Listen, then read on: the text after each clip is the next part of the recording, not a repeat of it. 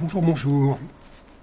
On peut proposer comme titre de cette petite vidéo: est-ce que l'État profond l'a eu bien profond?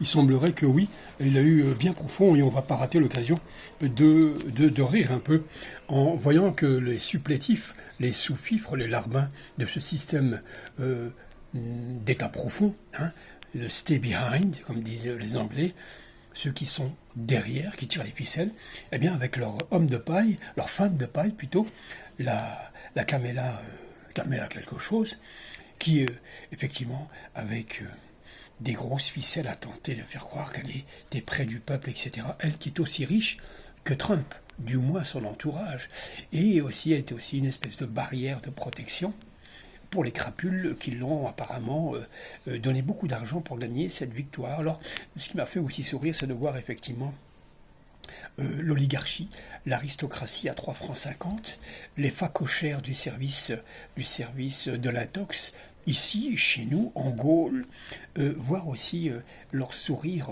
de faux cul qui avait très très mal au derrière, en apprenant la nouvelle et la défaite du clan ultra-libéral, ultra-guerrier de domination mondiale. Ça ne veut pas dire qu'un Trump n'est pas un dominateur non plus, mais voir que ces gens qui sont habitués à nous donner des leçons sans aucun argument, sans aucune science politique, sauf celle de nous prendre pour des dindons, eh bien les voir revenir et devoir avaler difficilement. Alors j'ai pas les noms, mais bon, c'est les CNews, c'est les BFM TV, les France 2, les France Bazar, les LCI, les LC rien, enfin tous les ducons du service de donneurs de leçons, les voir effectivement s'étrangler. Avouez que ça fait plaisir quand même, avouez que ça fait plaisir de les voir s'en prendre une bien profond.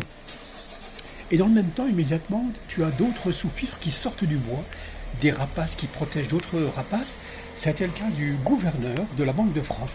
Alors il a un nom à particules, ça fait bien qu'il dit « Attention, si l'Amérique recule en Europe, ça va être la Russie qui va prendre sa place. » Ça me rappelle ce que disait Valéry Giscard d'Estaing, qui disait en 81 pour faire peur aux Français, déjà le système de la frousse, du trouillomètre était en place, de leur dire « Si je perds, demain les chars russes sont à Paris, en 48 heures. » C'était énorme, c'était gros, mais bon, faut pas oublier aussi qu'on a affaire aussi à l'homme des diamants de Bokassa, quand même, qui a juré sur son honneur, qu'il n'avait pas reçu de diamants, quelques cailloux venant du Centrafrique. Bon, il s'est fait jeter, mais aujourd'hui, ce système de trouillomètre, qui a commencé depuis longtemps, gouverne par la peur et par la psychose installée, vendue tous les jours, à petite dose, grâce à nos facochères de l'intox, eh bien, c'est le gouverneur de la Banque de France, ainsi qu'un autre Gugus qui nous dit attention, si l'Amérique recule, c'est la Russie qui va venir. Un argument qui avait été employé voici 40 ans par VGE avec les chars russes.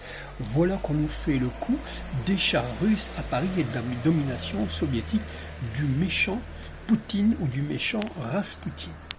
Alors nos donneurs de leçons, qui étaient passés effectivement de la mine Hillard, qu'ils étaient toutes et tous à l'idée qu'il n'y a aucun doute qu'Amela, leur femme de paille, va leur servir à leur système de domination.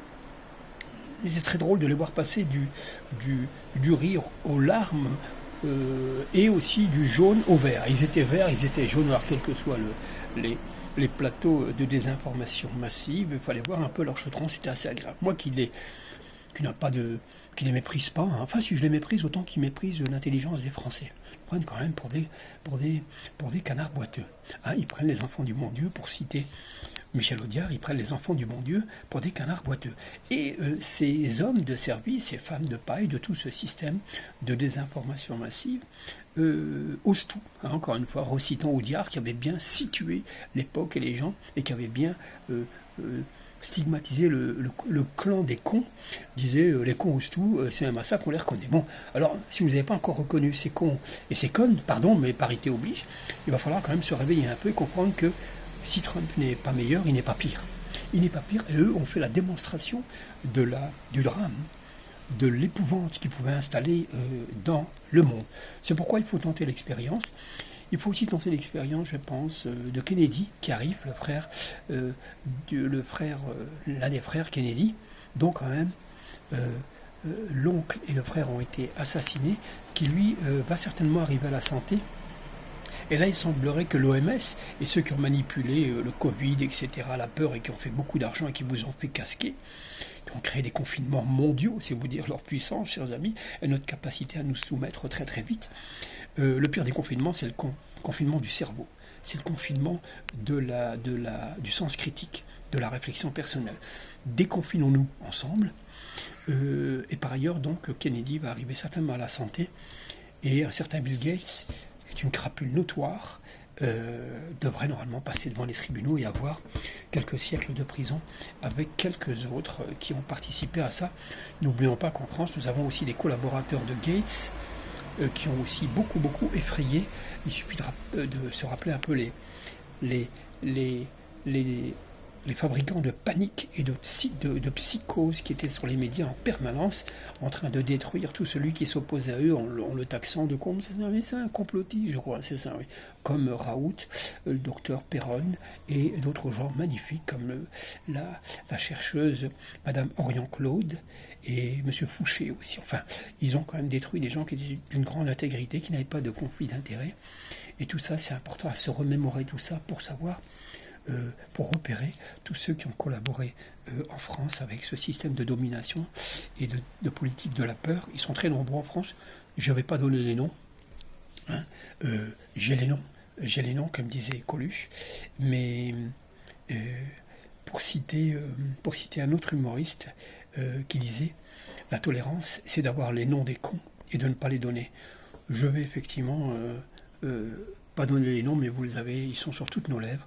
Ils sont tous les soirs dans la petite lucarne devant laquelle nous perdons un temps précieux à lire. Au lieu de lire, nous regardons ces cons qui osent tout et surtout à nous prendre, nous, pour des cons et des connes. Je vous remercie. Si vous avez aimé, partagez, faites des commentaires et je vous en remercie infiniment.